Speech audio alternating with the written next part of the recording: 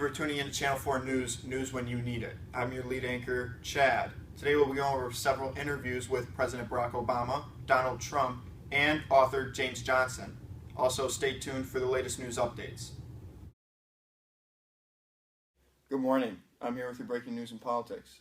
Today we have an interview seen on YouTube about President Obama and his State of the Union address, bashing the poll leader, Donald Trump, calling him a noisy, attention-seeking old man and calling his voters drunks. Today we'll be sitting down with Trump himself and ask him exactly what he thinks about that statement.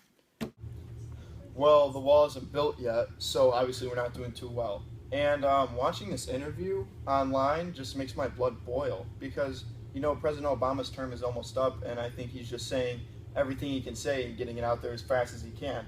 And, you know, his term's been kind of rough, and I just think it's taking a beating on the poor old man. Well, thank you. That's all we need from you today. You heard it here. Donald Trump fires back at President Obama, calling him a poor old man who can't stop running his mouth as fast as he can. Thank you. Back to you, Julie. We continue to receive news on the unfair taxation of the upper class on the nation. In fact, according to recent reports, 84% of the taxes are paid by the upper class, leading to a dissatisfied upper class across the nation. The middle and lower classes seem to have it lucky these days because together they are only paying about 16% of the nation's taxes. The nation has yet to see whether we will continue to suffer the repercussions of a frustrated upper class. Tune in tonight at 6 to find out more.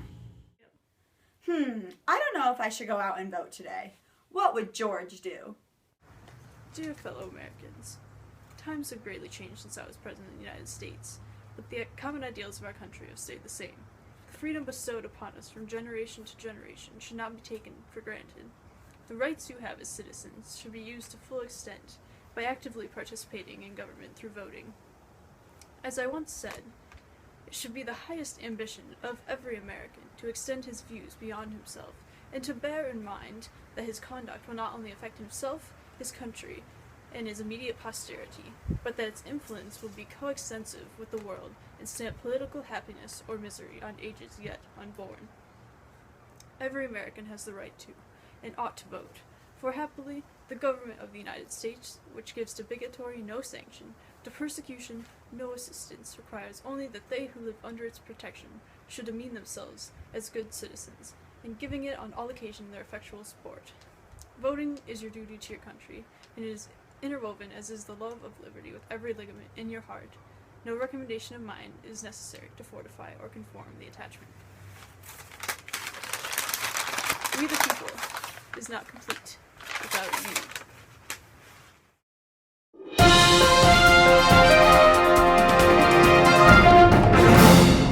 Seniors in high school are excitedly applying to colleges, getting acceptance letters, and dreaming of the day they will begin their college journey. But what they won't be excited about is the debt they will be in after they graduate, and the cost of college tuition right now.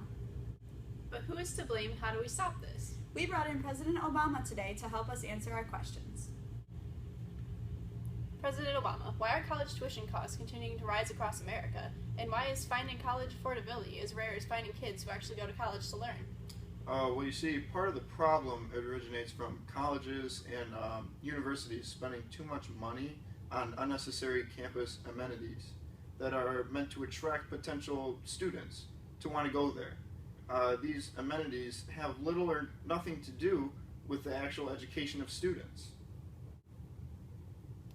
After graduation, student loan debt is about $25,000. How can a student who wears sweatpants 24/7, scrounges for food, and lives in a room the size of a tissue box accumulate this much debt?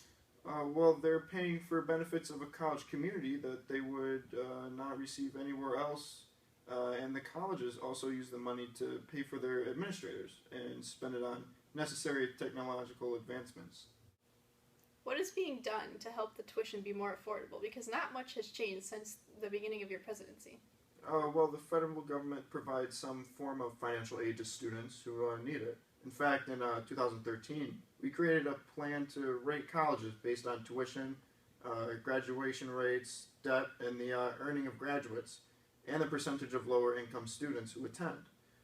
We actually hope that in 2018, the ratings would be tied to financial aid so that students at highly rated colleges would get larger federal grants and more affordable loans.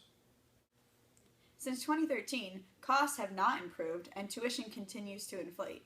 Thanks, Obama. I've heard that before. Maybe whoever's in control of college tuition should be on a tighter leash. The president's bark does not have a bite, but the college kids of America do. Thank you for tuning in. Good morning, everyone. I'm here to update you on the current presidential polls. I'll begin with the Republican Party. As of right now, Trump is leading the polls with a whopping 34.5%. The next leading candidate appears to be Cruz with 19.3%. Rubio comes in third with 11.8%, and Carson is trailing not far behind with 9%. At the bottom of the polls, we have Bush, Christie, Fiorna, Kasich, Paul, and Huckabee consecutively, all with less than 5% votes. I'll send you over to Susan for the latest update on the status of the Democrat polls. Thank you, Julie. Our sources revealed that Clinton is currently ahead in the polls with an outstanding 48.3%. Behind her is Sanders with an impressive 37.9%, and O'Malley is at the bottom with 2.3%. We'll be back tomorrow with the latest update on presidential polls. Thank you for tuning in. Look at this photograph. Every time I do it makes me laugh. How did turn out ever get this bad? Makes Americans look kinda sad. America's where we grew up, and by voting we can fix it up. Even if the candidates aren't your taste, their vote would all be a tragic waste. Good thing that it's never too late. You can go out and register today. Lots different now than it was before. And for the change of people voted more. Yeah. Think of everyone who died for our freedom. Cast your votes 'cause we really do need them. You have the right to do it, so go use it. Go vote, go vote. Everyone who thinks one vote doesn't matter, that's a myth that can easily be shattered. You have the right to do it, so go use it. Go vote, go vote, go vote. I miss the times when campaigning was door to door. People voted more. Your vote does count, so please come out. It's important to do it. Let's go prove it.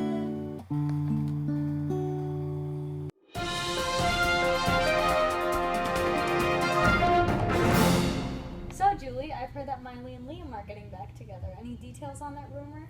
Well, you heard right, Susan. Miley was recently seen in an airport flaunting her diamond ring that Liam gave to her when he proposed 3 years ago.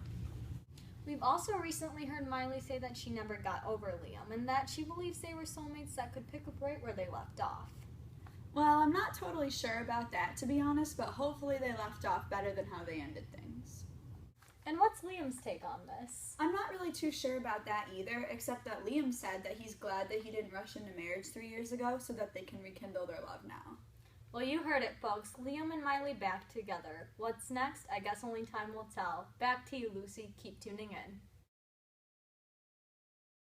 Breaking news. A shocking discovery has just swept the nation with the release of James Johnson's new book, Inside the Kitchen. Johnson has reported that one of America's most beloved fast food chains has been reportedly selling products that contain E. coli at Chipotle. Go. We're here today with Mr. Johnson to tell us about what he has recently discovered. Thank you for joining us, Mr. Johnson. Oh, I'm glad to be here. What can you tell us about your new book?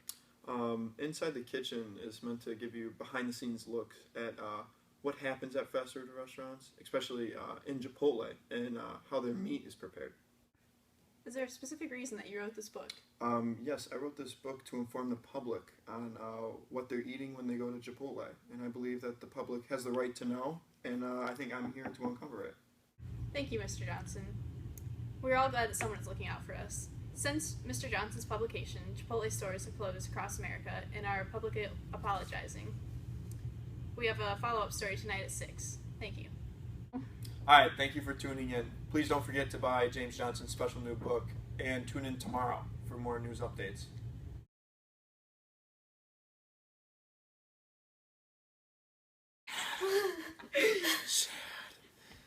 Imagine if he was in Can our this go in the Airbush bloopers? video Wait, guys, project. can we have bloopers? Be the Chad they want you.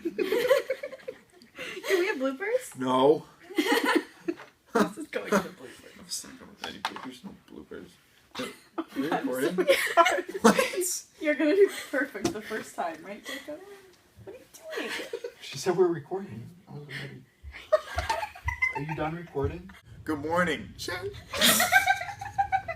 Stop. I just messed that up. What did you What? What's amenities that are meant to attract potential students? actually want to go to college? Yes, President Obama, tell us. Come on! Just mouth it. We don't have to be like, look at this voting. Chipotle stores have been closed across America. Is that even like a thing? See you next week on this newscast. Go. Go. No, wait. That was awful.